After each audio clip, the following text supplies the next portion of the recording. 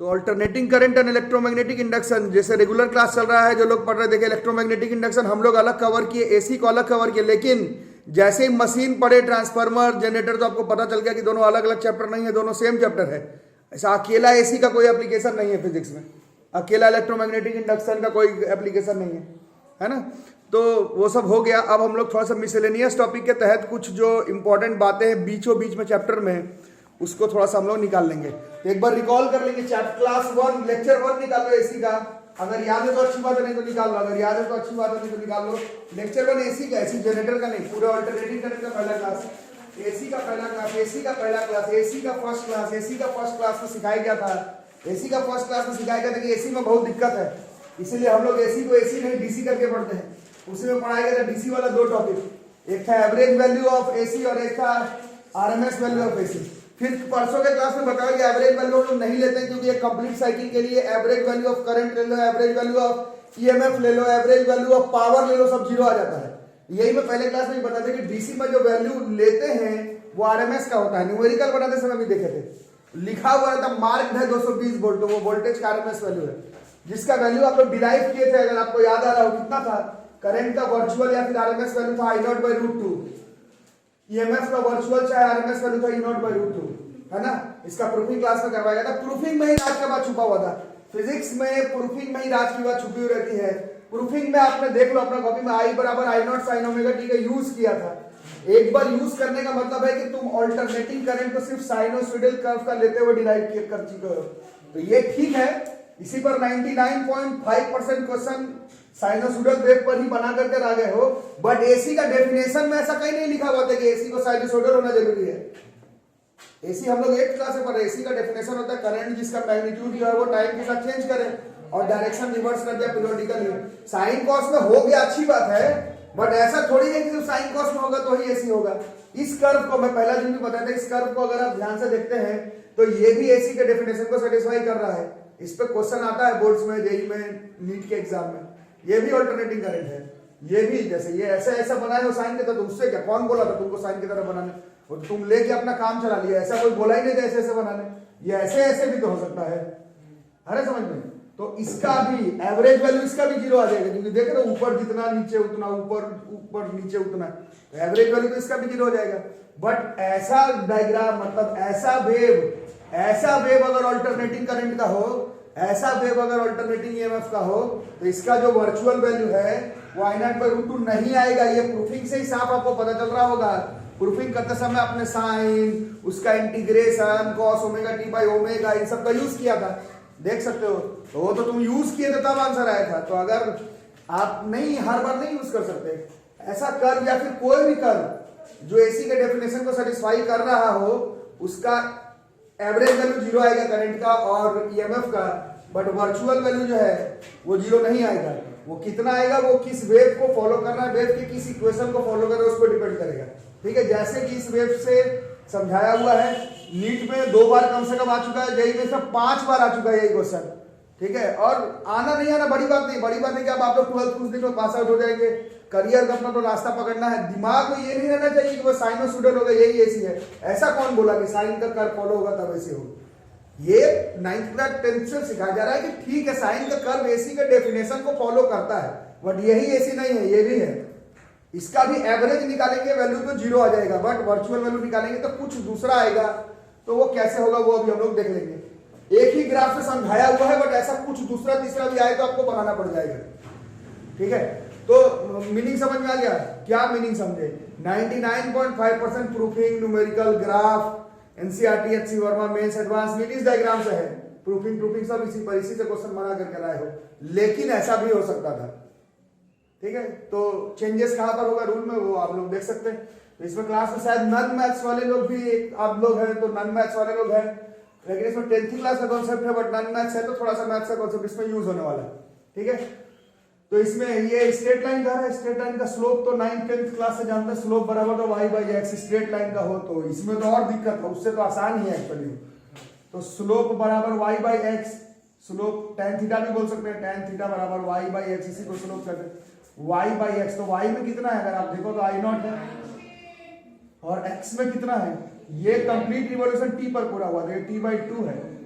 t/2, तो इसका slope हो जा रहा है 2i0/t। और लाइन का equation of straight line y बराबर mx प्लस c, 10th में पढ़े, 11th में पढ़े, 12th में पढ़े। ओरिजिन से स्टार्ट हो रहा है तो c का वैल्यू तो अंडा होगा, तो y बराबर mx। y पर देखो, इसमें मेरा y पर i है, स्लोप ये है 2i0/t, और x एक्सिस में ये वाला टाइम है, टाइम का एक्सिस। कोई दिक्कत? तो इससे हम लोग क्या देख रहे हैं कि जो करंट है इसका वैल्यू नहीं आया, ये भी फंक्शन ऑफ टाइम आ गया। फंक्शन ऑफ टाइम का मतलब ये वेरी कर रहा है। इधर भी आया था, इसका आई आया था। ये जो प्रूफिंग हम लोग किए थे वो जानबूझकर के i0 sin ओमेगा t पर किए थे।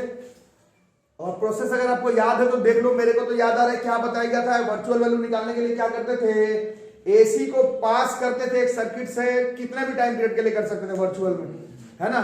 और फिर बोला जाता था कि उतने ही टाइम पीरियड के लिए एक डीसी से हीट इफेक्ट, हीटिंग एनर्जी, देख लो कॉपी में, बराबर हीट एनर्जी प्रोड्यूस करना है। For a given time period उतना ही तुम हीट प्रोड्यूस करवा लो एसी से, for a given time period उतना ही हीट प्रोड्यूस करवा लो तुम डीसी से। एसी वाले से निकालेंगे, डीसी वाले का नाम वर्चुअल होगा, और कंपेयर करके आईवी ईवी का वैल्यू निकाले थे। एनर्जी बराबर करते थे, एनर्जी हीट एनर्जी। देख लो, नहीं आते तो देख लो, फिर दिक्कत होगा। मेरे को पता है सिलेबस बहुत लंबा है, बट आप ही का है, पढ़ना तो पड़ेगा, कोई उपाय नहीं है। ठीक है, मिल गया सबको ना। डेफिनेशन भी देख सकते हो, केवल डेफिनेशन भी याद हो, केवल डेफिनेशन भी याद हो तो भी हो जाएगा, केवल डेफिनेशन भी याद हो तो भी हो जाएगा, केवल डेफिनेशन भी याद हो तो भी हो जाएगा। क्या था डेफिनेशन?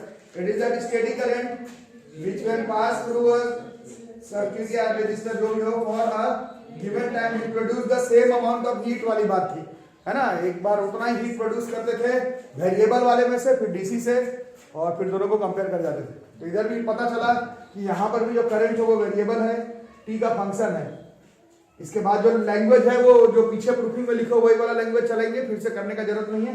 डीएच देख लो कॉपी में अपना, देख सकते हो डीएच बराबर होता था फॉर स्मॉल टाइम, जो डीएच है I square R D T, देख सकते हो मिल रहा होगा। अब आई के जगह उसमें i0 sin ओमेगा टी था, उससे तो आसानी है इस बार। आई की जगह पर सिर्फ 2i0/tt है, उसका स्क्वायर करोगे तो 4i0 का square T square by capital R capital T square R D T, उससे सिंपल है एक्चुअली में। और dh का इंटीग्रेशन करेंगे तो अच्छा जाएगा, और यहां पर इंटीग्रेशन करेंगे तो 4 बाहर, i0 का स्क्वायर बाहर, r बाहर, टाइम पीरियड का स्क्वायर बाहर, t स्क्वायर बच जा रहा है, ये t स्क्वायर। इसका इंटीग्रेशन, क्योंकि तुमने स्लोप इसका बनाया था तो तुमको, तुम्हारे पास मजबूरी है कि तुमको लिमिट 0 से t/2 ही लेना पड़ेगा। स्लोप तुम इस लाइन का निकाले थे तो तुम्हारे पास मजबूरी है, तुमको 0 से t/2 ही लेना पड़ेगा। अरे समझ, तो लिमिट हुआ जो है वो 0 से t/2 लेंगे। उसके बाद इंटीग्रेशन में मेरे ख्याल से सबको आता है टी स्क्वायर का t³/3 होगा। Upper limit lower limit put करेंगे, खुद से काट पाट करके देखना, यहां तक पहुंचोगे, यहां तक आओगे, यहां तक पहुंचोगे। h बराबर 4i0 का स्क्वायर r t/24। अभी खुद से करके भी देखना, पता चलेगा। फिर क्या करते थे, ये किससे प्रोड्यूस करवाए, एसी से। अब इतना ही किससे प्रोड्यूस करवाना, डीसी, मतलब उतना ही टाइम पीरियड के लिए वर्चुअल वैल्यू या फिर आरएमएस वैल्यू। आई स्क्वायर आई भी का स्क्वायर आर, टाइम तुम t/2 लिए हो तो t/2, ठीक है। कटपुट करोगे, अभी जैसे इसमें भी करते थे, आप प्रूफिंग को मिलाते चलना, उसमें भी कटपुट करते थे, और वहां पर हम लोग i0/√2 पर पहुंचते थे। इसको अभी खुद से करके देखना, कटपुट करोगे इस क्वेश्चन में तुम्हारा जो आईवी आएगा वो i0/√3 के बराबर आ जाएगा। अभी खुद से करके भी देखना है, अभी खुद से भी फटाफट करके देखना है। तो इस केस में वर्चुअल वैल्यू i0/√3 के बराबर आ जाएगा। तो ऐसा नहीं कि वो आईवी i0/√2 रख लिए, यही हो गया मेरा एसएचएम या फिर एसी। साइनोसॉइडल कर्व में ये तो ठीक है, बट कर्व साइनोसॉइडल हो ऐसा कोई जरूरी नहीं है। ये भी एसी के डेफिनेशन को फॉलो कर रहा है। इसका एवरेज वैल्यू फिर से 0 ही आएगा पूरे कंप्लीट साइकिल के लिए, बट वर्चुअल वैल्यू कुछ और आ जाएगा। ठीक है, क्लियर कट बात? कोई डाउट जल्दी से लिखो। तो मुख्य तौर पर क्या आएगा, समझ में आ गया आप लोग को, जो लोग जेई और नीट और स्कूल एग्जाम के लिए, इस पर क्वेश्चन नहीं है क्योंकि पूरा डिराइव इस पर है। पूरा चैप्टर फिर से इस पर रख के थोड़ी डिराइव करने बैठोगे। ये सारा चीज डिराइव एसी उसी जनरेटर सब इसी पे किए हो, ट्रांसफार्मर, तो अब थोड़ी है कि इस पे करना है। इस पर ये बस ये वाला निकालने के लिए आ सकता है, शेप चेंज होगा और इसका वर्चुअल वैल्यू तुमसे पूछ लेगा कितना है। इस पर तो पूरा चैप्टर ही है, इस पर तो ठीक है। इस टॉपिक से कोई क्वेश्चन आ सकता है तो ये कर्व का शेप साइज चेंज क्या हो रहेगा, उसका वर्चुअल वैल्यू तुमसे पूछ लेगा कितना होगा। प्रोसेस यही होगा, पहले स्लोप निकालोगे, y बराबर mx प्लस c से फंक्शन निकालोगे, फिर dh से h करोगे और उसको सीधा iv का स्क्वायर rt/2 या जैसा टाइम पीरियड उससे कंपेयर कर जाओगे और उससे तुम्हारा आंसर जो है वो आ जाएगा। ठीक है, करके देख लो फटाफट और 2-2 मिनट में लिखो। ये देखो ये भी एक एसी ही है, ठीक है ना। Calculate the RMS value of the alternating current as shown. बता सकते हो कैसा होगा? वो वैल्यू है 2 एम्पियर है ना लिखा। अब बताओ, जैसे पहले कंफर्म कर लेना कि एसी का डेफिनेशन तो कर रहा है क्या, फॉलो तो 100% कर रहा है ना। यही चीज तो है, ऐसे ऐसे ये ऐसे फिर ऐसे इस तरह से हो रहा है, उससे क्या तो जैसे रिपीट इस पर उपाय लगाया जाए कि कैसे कैसे होगा। टाइम पीरियड के बारे में कुछ दिया नहीं है तो अपना दिमाग लगाओ और फिर बताओ कैसे कैसे क्या अप्रोच करोगे, बताओ। तो एक कंप्लीट रिवॉल्यूशन कहाँ पर पूरा हो रहा है? यहाँ से चले तो यहाँ पर ना ये कंप्लीट हुआ, तो यहाँ पर मतलब टी कंप्लीट हो, यहाँ पर T/2 रहा होगा, है ना। तो चलो बताओ फिर पैटर्न। लाइन का सीधा एक स्लोप तो बनने जाए, सीधा लाइन 7th क्लास का रूल है। कोई भी लाइन अगर किसके पैरेलल है, ये एक्स एक्सिस, कोई भी लाइन एक्स एक्सिस के पैरेलल होगा तो उसका इक्वेशन क्या होता है? y इक्वल टू फलाना, y इक्वल टू 0 नहीं, y equal to x axis के पैरेलल है। कोई भी लाइन अगर x एक्सिस के पैरेलल है, ये लाइन जैसे इसमें ये वैल्यू अगर 0 2 है तो इस लाइन का इक्वेशन क्या हो गया? इसका इक्वेशन y बराबर 2 ना हो गया, है ना। x का वैल्यू कुछ नहीं होगा, नहीं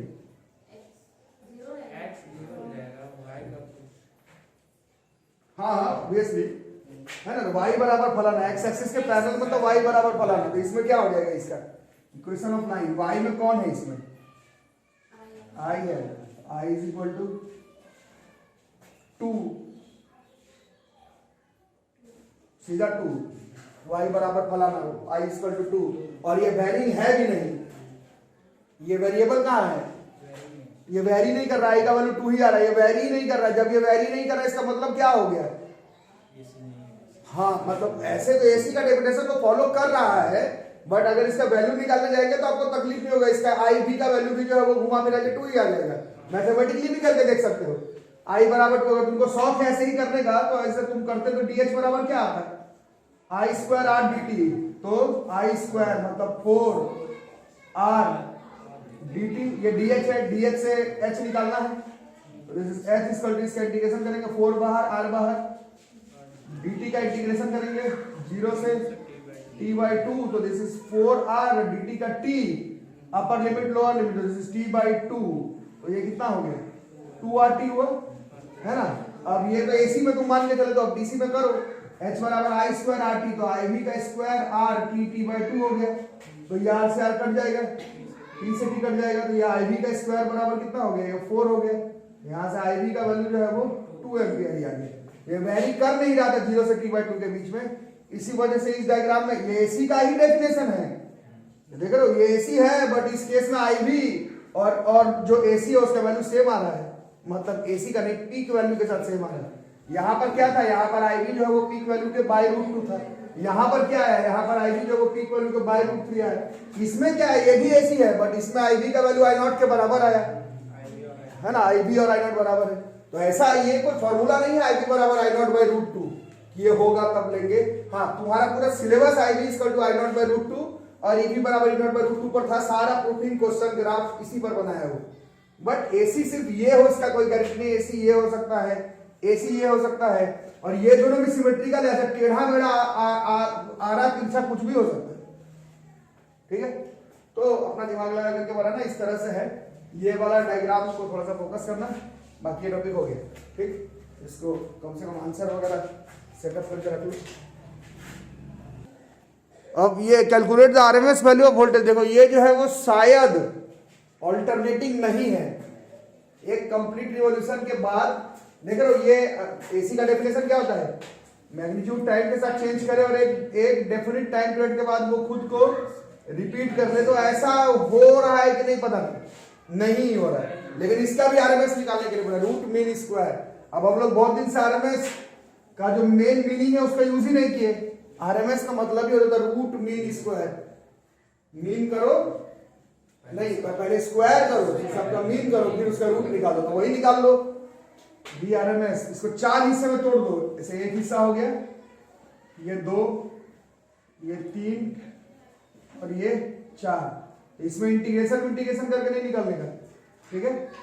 रूट मीन स्क्वायर, पहले स्क्वायर कर दो, पहले वाले का स्क्वायर वी नॉट का स्क्वायर, दूसरे वाले में फिर 0 का स्क्वायर, फिर 0 का स्क्वायर प्लस 0 का स्क्वायर। और मीन कैसे निकालते हैं? Sum divided by total number of observation, 1 2 3 4। So this V R M S बराबर कितना हो गया? ये इस केस में हो गया वी नॉट बाई 2 हो गया।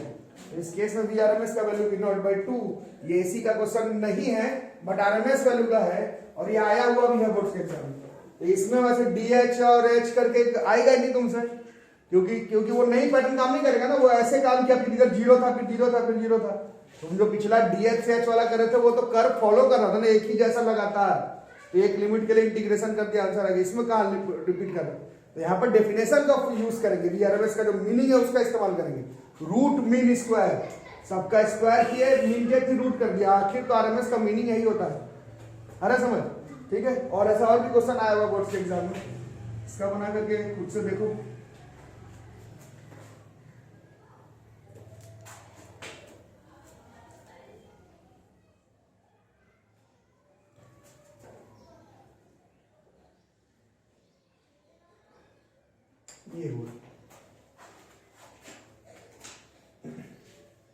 ये हुआ मैंने बोला कि ये 0, ये t/2 है, नहीं t/4 है, ये t/2 ही है, t/2 यहीं तक t हो जाए, यहीं तक t हो जाए। और ये है हमारा v0, इसका भी वही वैल्यू बताना। बताओ कैसे होगा, बोलो। तो 4 भाग में क्यों बांटोगे? जैसे t पर खत्म हो जाता है, इसको तुम 2 ही भाग में बांट सकते हो, है ना। इसको 4 भाग में बांटने की जरूरत नहीं है, 2 ही भाग में हो जाएगा। ये तक ना चाहिए टाइम, एक कंप्लीट ऑसिलेशन तक ही देखना है। यहाँ से गया, इधर गया, फिर इधर, फिर इधर, है ना। तो कैसे होगा बताओ? बोलो। v0 का प्लस 0 बाई 2 ही हो गया। अब बताओ कितना होगा? इस केस में v0 बाई √2 हो जाए, है ना। वो कोई घबराने का बात नहीं, ठीक है। जल्दी से कर दो।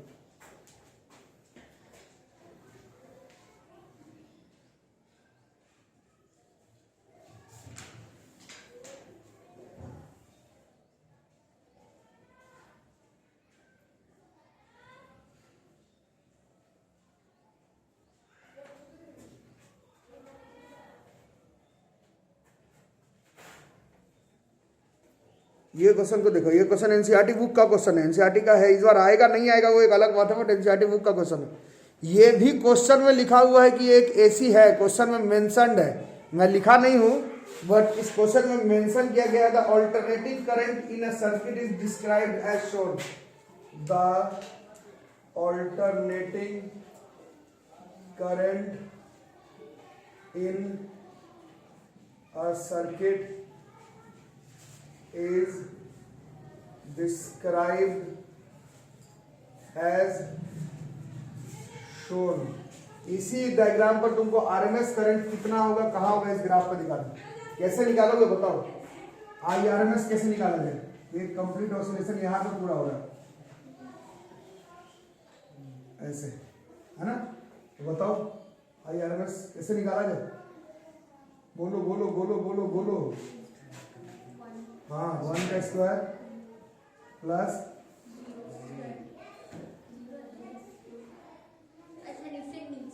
तो का स्क्वायर बाई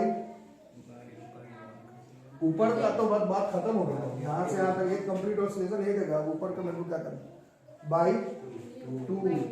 तो ये बोलना पड़ेगा ना, कितना हो गया?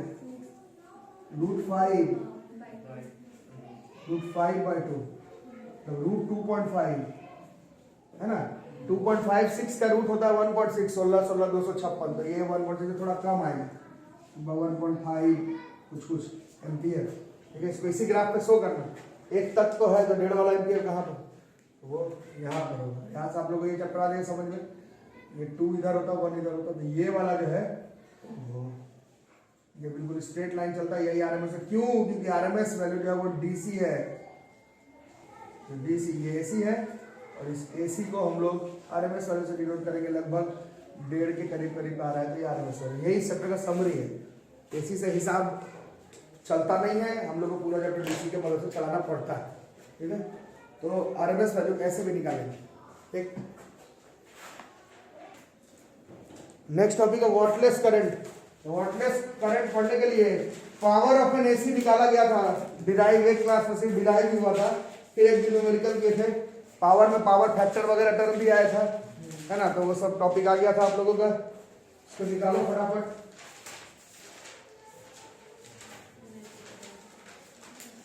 Power of an AC circuit proofing group का काम नहीं, सीधा फॉर्मूला अगर आप लोगों को याद होगा कितना आया था power of an AC circuit का एवरेज वैल्यू कितना आया था, ईवी आईवी कॉस फाई था। फाई फेज एंगल है बट कॉस फाई को पावर फैक्टर कहते हैं, बताया गया था।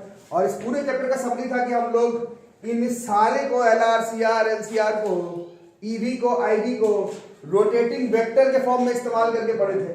मतलब है तो नहीं बट फेजर्स माने हो तुम, ई को आई को फेजर मान के पूरा चैप्टर निकाले हो, है ना। तो अगर इसका फेजर डायग्राम अगर एक बनाया जाए ईवी आईवी कॉस फाई का, तो शुरू से तो ऐसे ही चल रहा है, आई मान लेते थे एक तरफ, है ना, और ई ऐसा,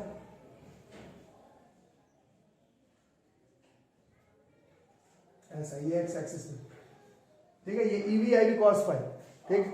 कोई डाउट इसमें, है ना। अभी जो करने वाले उसको थोड़ा ध्यान से देखना, समझना, आ जाएगा समझ में।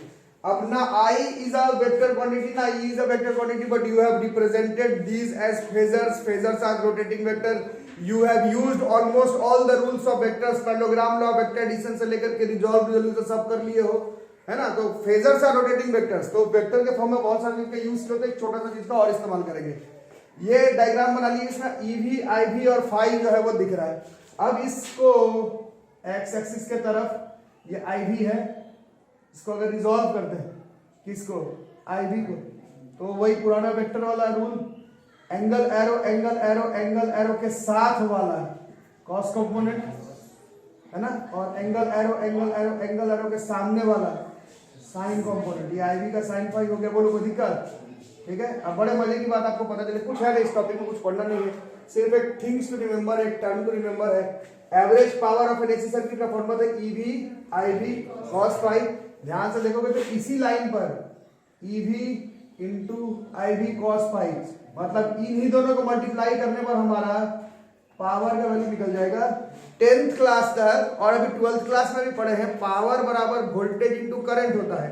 बट एसी चैप्टर को एंड में आपको जानना है पावर बराबर वोल्टेज इंटू करंट। तो ठीक ही है, गलत चीज को तुमको क्यों पढ़ाएगा, अच्छा पढ़ कर आए हो। उसके बाद ये भी पढ़े हो ईवी आईवी कॉस फाई, है ना।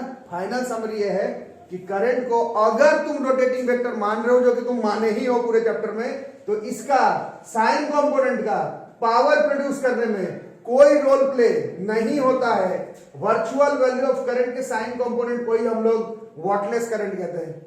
समझ में आया, बाउंस कर गया, ठीक है। फिर से बता देता हूं, पावर आप लोग phasor diagram, phasor angle, phasor triangle से बनाए हैं। फॉर्मूला पहले से डिराइव्ड है, EV IV cos phi, copy में देख लेना, सब कुछ हो गया, डिराइव सब हो गया। बस इसको अगर हम लोग इस डायग्राम को ध्यान से देखेंगे तो पावर हम लोग 9th क्लास से देख रहे हैं, पावर फिर 10th में देखे, फिर 11th में देखे, फिर 12th में देखे। करंट इलेक्ट्रिसिटी में पावर हम लोग को मालूम है कि वोल्टेज और करंट को मल्टीप्लाई करके आता है। इस डायग्राम से मालूम चल रहा है वोल्टेज तो है, ई का वर्चुअल वैल्यू ही वो वोल्टेज है तुम्हारे घर में मार्क्ड रहता है, 50 बार बता चुका हूं।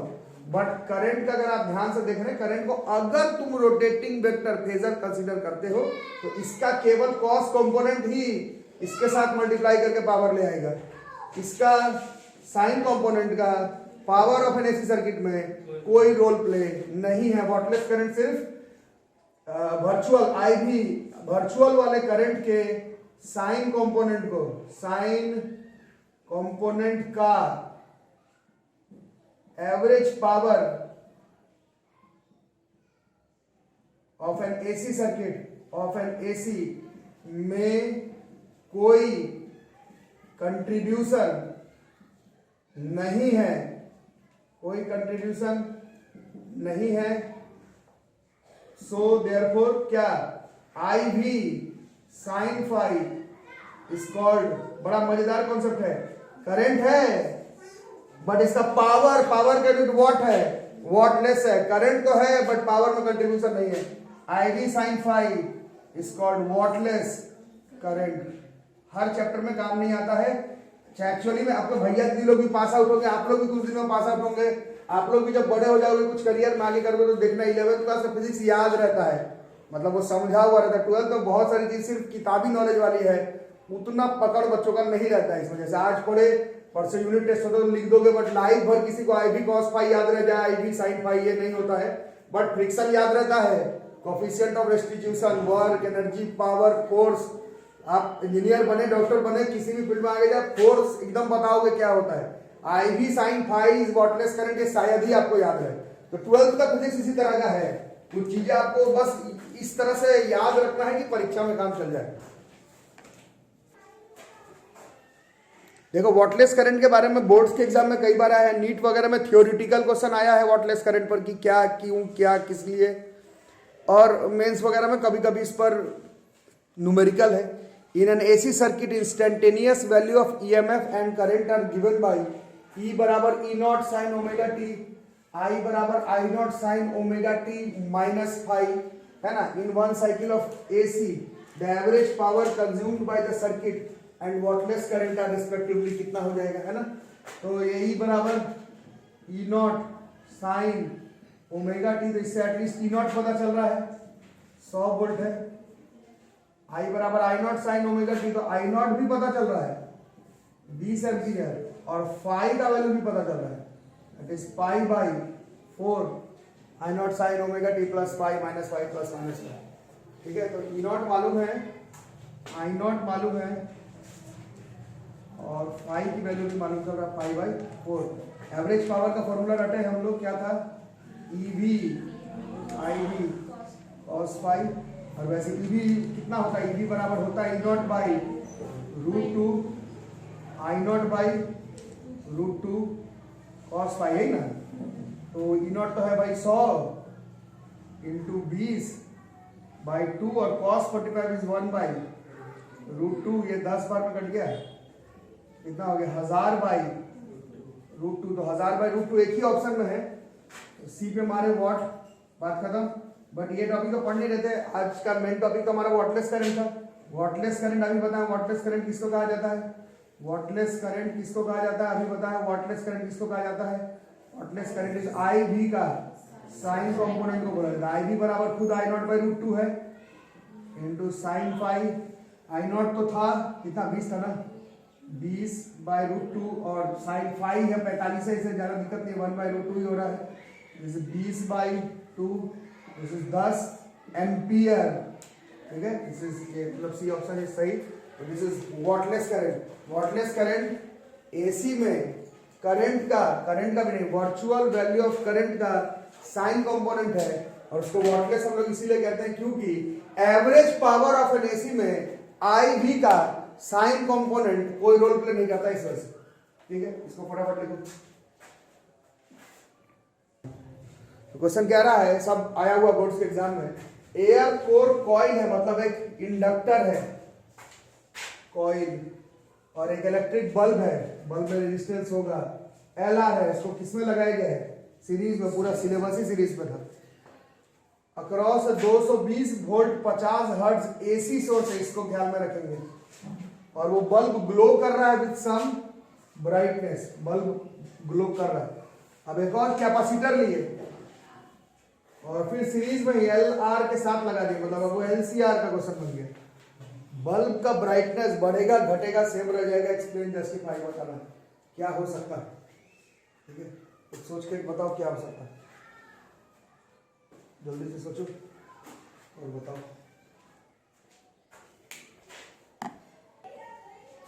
चलो क्वेश्चन को एनालाइज करते हैं। ये वर्ड है साइंस का नहीं, मतलब फिजिकल क्वांटिटी नहीं है, ये वाला वर्ड ब्राइटनेस। कोई बल्ब ब्राइट का कोई फॉर्मूला तो होता नहीं है। Brightness is all about power, power is all about voltage and current. घर पर वोल्टेज का वैल्यू फिक्स है जो तुम्हारे घर में है, ऐसा नहीं है कि तुम ज्यादा पावर वाला बल्ब है तो ज्यादा ग्लो इसलिए कर रहा है क्योंकि ज्यादा वोल्टेज वाला है। वोल्टेज तो तुम्हारे घर में हो चाहे प्रधानमंत्री के घर पर हो, वोल्टेज तो फिक्स है। मतलब तुम्हें करंट के बारे में देखना है, करंट ऊपर नीचे से पावर के बारे में पता चलेगा। अब टेंथर होगा तो बोलेगा सीरीज का क्वेश्चन है, करंट सेम है तो सेम होना चाहिए। बट आप एसी पढ़ रहे हैं, 12th क्लास के स्टूडेंट है, थोड़ा सोचना है। पहले ये एल आर का क्वेश्चन था, है ना। Current is about, current I V क्या होता है, वी बराबर आई आर, आई बराबर V by R, E V by Z.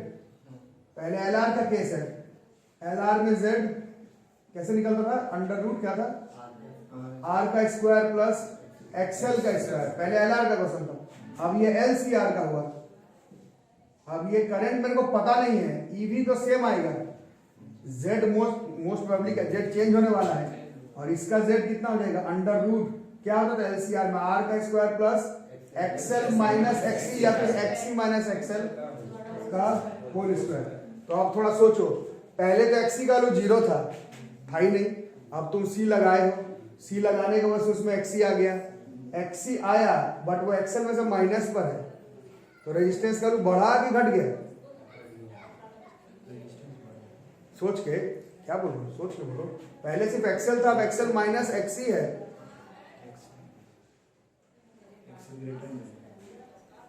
पहले सिर्फ एक्सएल का वैल्यू कुछ क्या बोल रहे हो, एक्सएल का वैल्यू 20, एक्सई का वैल्यू 10, और एक्सएल माइनस एक्सई हो गई, तो ये तो 10 ही बचा ना, स्क्वायर भी करे तो 20 का स्क्वायर 400 होता है, साला 10 का स्क्वायर बचे तो 100 ही हो रहा है। मतलब ये वाला जो वैल्यू है माइनस एक्सई होने की वजह से ये वाला वैल्यू क्या हो जा रहा है, ये वाला वैल्यू जो है वो कम हो जा रहा है। अरे बोलो, नहीं बोलने पर गड़बड़ा जाएगा। ये जेड डैश जो है वो किसी भी कीमत पे जेड से कम होगा, कम होते होते होते होते एलसीआर में रेजोनेंस आ जाता है, रेजिस्टेंस कम, करंट का वैल्यू ज्यादा, बट ये रेजोनेंस का नहीं है, सिर्फ मुकाबला एलआर और एलसीआर का हो रहा है। तो एलआर के कंपैरिजन में एलसीआर में इंपीडेंस जो है वो एलसीआर में कम है, साइन गलत,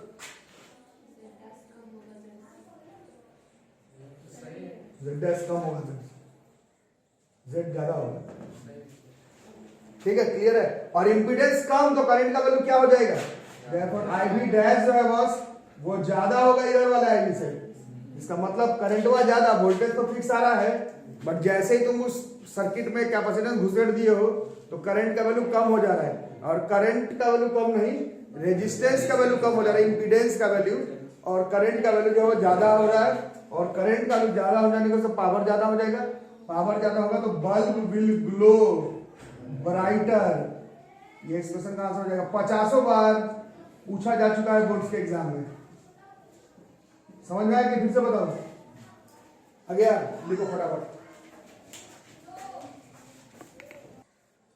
ये कंसेप्चुअल क्वेश्चन का क्वेश्चन नंबर 2, अभी भी एक इंडक्टर एक बल्ब है, एक एसी सोर्स है, बल्ब ग्लो कर रहा है with some brightness, how will the glow of the bulb changes if an iron rod, एक आयरन का रड लिए और उस कॉइल के अंदर घुसा दिए, और बल्ब का ब्राइटनेस बढ़ेगा घटेगा सेम रहेगा। पहले आंसर फिर एक्सप्लेन, क्यों क्या, क्यों क्या, किस लिए, अभी बताने का।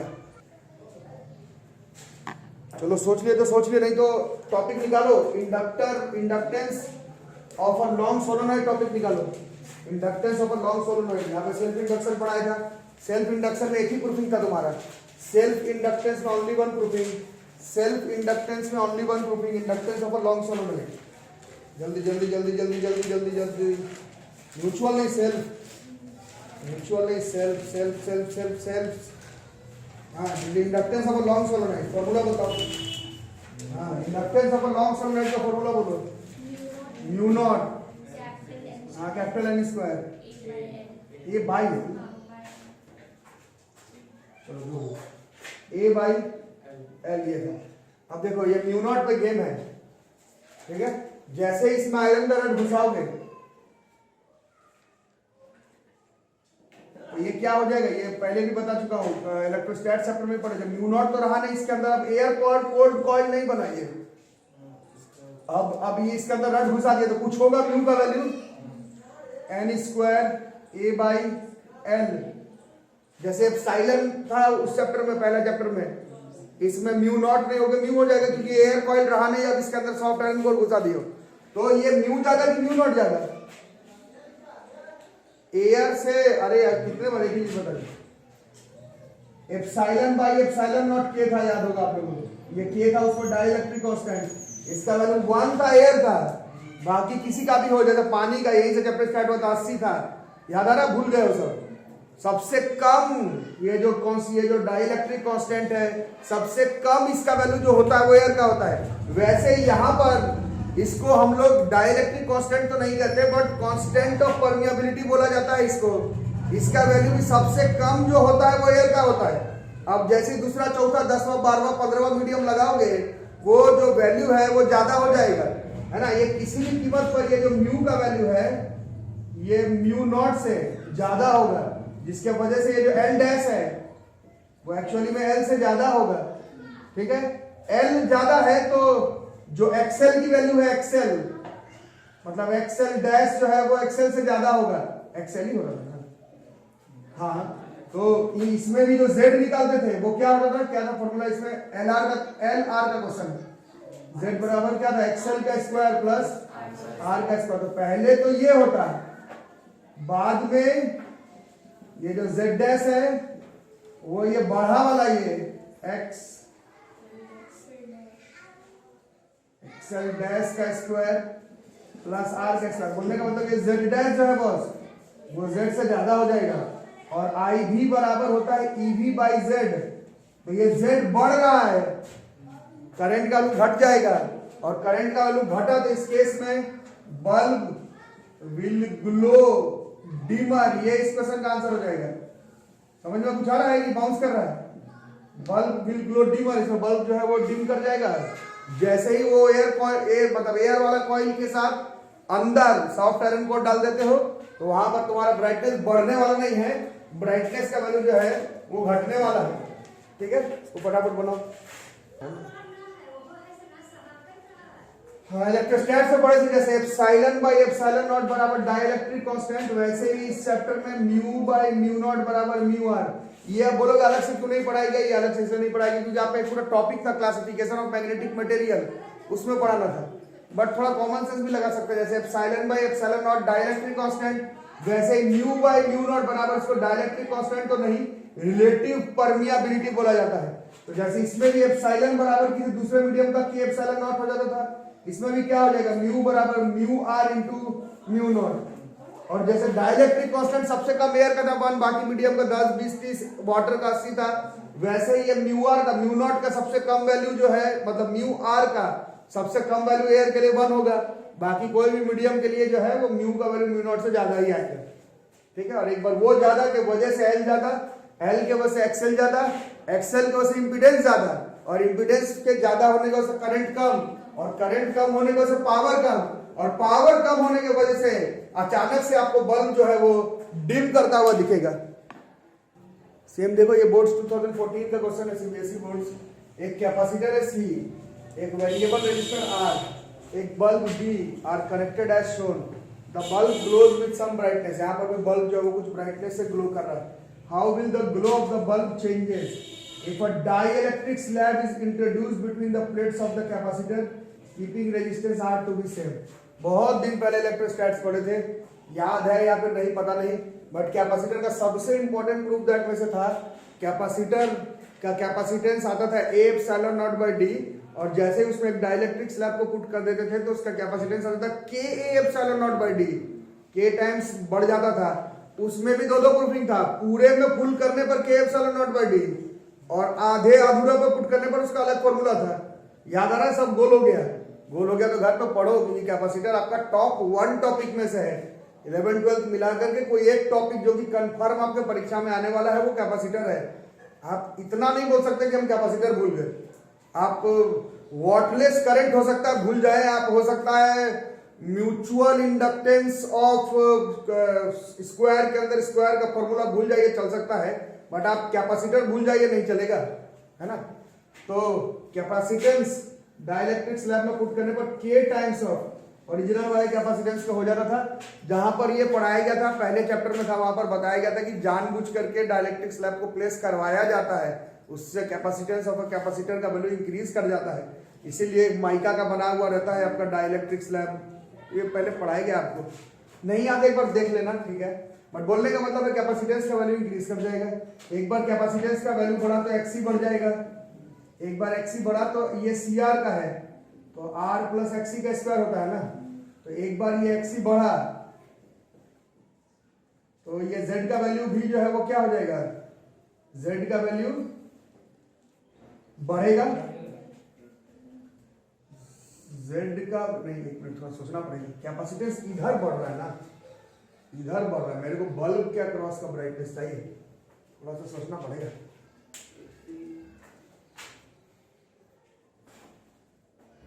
क्या 1/ω/c होता है, अच्छा हाँ वही तो, यहां पर खेल है, एक्सी बढ़ेगा थोड़ी, c बढ़ा बट एक्सी जो होता है, जैसे एक्सएल तो सीधा ओमेगा एल था, बट एक्सी 1/ω/c है, एक्सी जो है बस वो 1/ω/c, मतलब उल्टा होता है, इनवर्सली प्रोपोर्शनल। तो ये देखो यही मेन आंसर था, इसी को अटक रहा था, यहाँ पर गलती हो जाता है, इंडक्टर वाले में सही हो गया, जो एयर कॉइल घुसाए अभी तो सही हो गया, इसमें गड़बड़ हो जाता है। यहाँ पर क्या हुआ, कैपेसिटेंस तो बढ़ गया बट क्योंकि इनवर्सली प्रोपोर्शनल है, एक्चुअली में जो एक्सी है कैपेसिटिव रिएक्टेंस, उसका वैल्यू क्या हो गया, एक्चुअली में वो घट गया, समझ आ रहा ना, इनवर्सली सी बढ़ गया बट सी डिनोमिनेटर में है तो एक्सी का वैल्यू घट जाएगा, और एक्सी का वैल्यू घटने का मतलब जेड का वैल्यू भी घट जाएगा, इंपीडेंस का वैल्यू, अरे समझ में ना। और एक बार इंपीडेंस का वैल्यू घटा मतलब करंट का वैल्यू, नया वाला जो करंट है उसका वैल्यू जो है वो बढ़ जाएगा, और नया वाला करंट बढ़ने का मतलब बल्ब विल ग्लो ब्राइटर, इस क्वेश्चन में आंसर हो जाएगा। बढ़िया क्वेश्चन, थोड़ा सा के लिए गड़बड़ा आ सकता था ये question, bulb will glow brighter, ठीक है। जो कॉइल के अंदर रडवा डाले तो बल्ब जो है वो डिम कर गया, कैपेसिटेंस के अंदर एक डायरेक्टरी स्लैब डाले, बल्ब जो है वो ब्राइट ग्लो करने लगेगा। सब मेजर क्वेश्चन है, सब कई बार बोर्ड्स के एग्जाम में पूछा जा चुका है।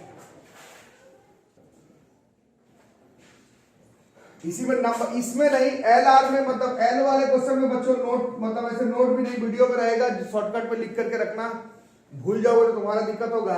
एल वाले क्वेश्चन में, कॉइल वाले क्वेश्चन में अगर नंबर ऑफ टर्न्स वाला अगर हो जाए, नंबर ऑफ टर्न्स बढ़ाने घटाने पर, है ना, तो अभी थोड़ी देर पहले देखे हो कॉइल में एल का वैल्यू था म्यू नॉट, क्या था, म्यू नॉट का square N square A by L.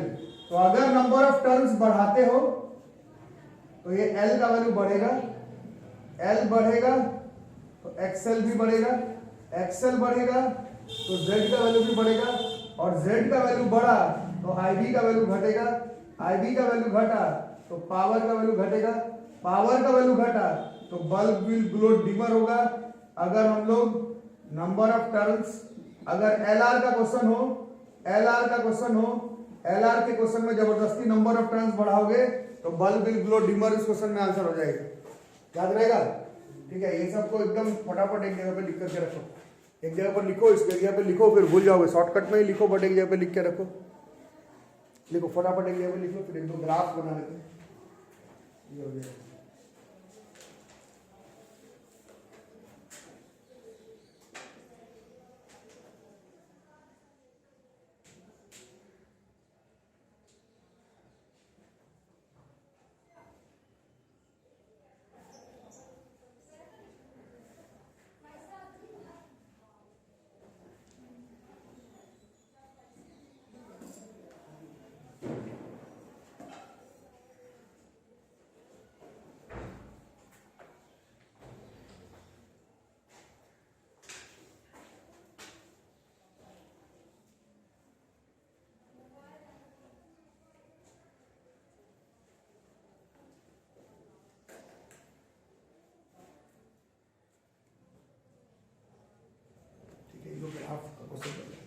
सब सैंपल पेपर में है, यही नीट सबके लिए इंपॉर्टेंट है।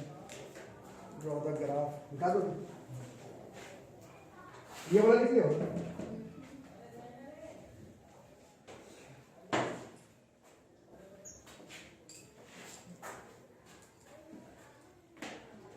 ड्रॉ द ग्राफ,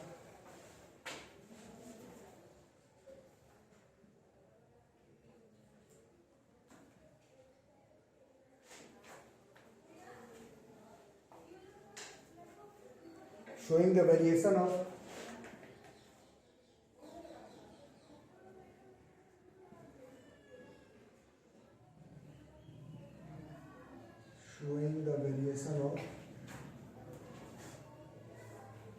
reactance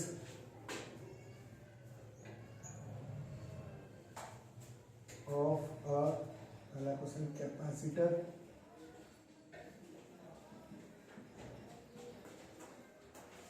दूसरा इंडक्टर विथ फ्रीक्वेंसी।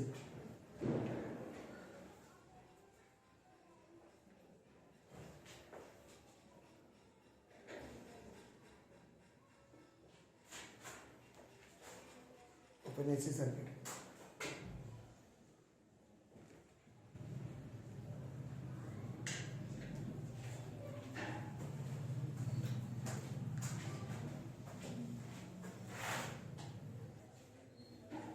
नेक्स्ट है क्वेश्चन ग्राफ का। Draw the graph showing the variation of reactance. Reactance मतलब एक्सेल हुआ है ना, मतलब एक्सेल और XC, capacitive reactance, inductive reactance. XC XL का ग्राफ बनाना है लीनियर फ्रीक्वेंसी के साथ ओपन एसी सर्किट। ठीक है, मैथमेटिकल ग्राफ है। एक्सी का फॉर्मूला याद किए थे, एक्सी कितना होगा, अभी इस क्वेश्चन में आया भी था। एक्सी वाज 1/ओमेगा। Omega is 2 pi F, 2 pi F C, 2 constant, pi constant, F के साथ तो ग्राफ ही बनाना है। तो एक्सी और सी के बीच में कैसा रिलेशन बैठ रहा है, एक्सी और सी के बीच में जो है वो इनवर्सली प्रोपोर्शनल। ग्राफ किसके साथ नहीं, फ्रीक्वेंसी के साथ ग्राफ बनाना है, एक्सी और एफ के साथ का ग्राफ बनाना है। तो कैसा रिलेशन बन रहा है, ये जो रिलेशन है वो इनवर्सली प्रोपोर्शनल। इसका मतलब है जैसे जैसे फ्रीक्वेंसी बढ़ाओगे तैसे तैसे एक्सी का जो है वो घट जाएगा। और मैथ वालों को मालूम होगा, नॉन मैथ वालों को भी मालूम होगा, घटने का मतलब लीनियर ग्राफ हो ऐसा नहीं होता है। मैथ वाले लोग समझ रहे होंगे, ये जो एक्सी है वो डायरेक्टली प्रोपोर्शनल एफ पे पावर -1 पर है। पावर -1 का मतलब घटता हुआ स्ट्रेट लाइन नहीं दिखा सकते हो।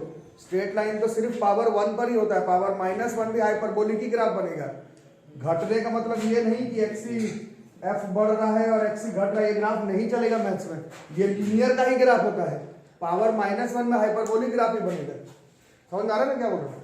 ठीक है, कुछ इस तरह से है जैसे नॉन मैथ्स वाले लोग आपको इमेजिन कर सकते हैं, 1 पर 1 तो 2 पर 1/2, 1/3 पे 1/3, 1 पे 1 था, 2 पे आधा हो गया, 3 पर 0.33 हो गया, 4 पर 0.25 हो गया, 5 पे 1/5 0.2 हो गया। तो पहले 1 से सीधा 50% तक घटे हो, बट उसके बाद तो 25 भी नहीं, फिर 33, फिर 25, फिर 20। ये मतलब मैथमेटिकल ट्रेंड है, मैथ्स वाले भी गलती कर देते हैं इसमें। इनवर्सली है, घट रहा है तो घटता हुआ नीचे की तरफ ग्राफ बना देते, गलत हो जाएगा। घटना बढ़ने का लीनियर ग्राफ तुम तभी बना सकते हो जब पावर 1 हो। पावर -1 पर घटता हुआ ग्राफ बनाना, बट आप स्ट्रेट लाइन नहीं बना सकते। ठीक है, तो सब छोटी छोटी बातें मैथमेटिकल, इसको ख्याल रखना, गलती हो जाता है। एक्सी और एफ के बीच में ग्राफ बनाना, घटता हुआ ग्राफ बनाएंगे बट हाइपरबोलिक बनाएंगे। This is X is directly proportional to 1/f। ठीक है, और ये वैल्यू 0 कब होगा, मैथमेटिकल ट्रिक है, फिर केमिस्ट्री में खूब आता है, ये सब मालूम होगा। ये 0 तभी होगा जब f इनफाइनाइट होगा। ये ग्राफ बनाओगे बट 0 पर टच नहीं करवाओगे, जाता रहेगा ये ग्राफ।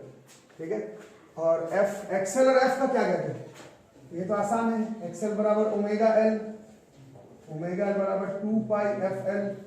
एक्सेल और एफ के बीच में ग्राफ बनाना है, ये पावर 1 पर है, डायरेक्टली प्रोपोर्शनल। और इसको तुम 0 से भी शुरू कर सकते हो, क्योंकि जैसे एफ 0 पुट करते इस पूरे क्वेश्चन में एक्सेल का वैल्यू 0 हो जाता है। तो तुम चाहो तो 0 से लगाओ, या थोड़ा सा फिजिक्स केमिस्ट्री में आदमी से बच के चलता है। 0 में दिखाना मतलब फिर उसमें क्वेश्चन हो जाएगा कि एफ 0, फ्रीक्वेंसी 0 था, मतलब ये इसी में हो था ही नहीं, फिर ग्राफ कैसे बनेगा, तो थोड़ा बच के बनाया जाता है।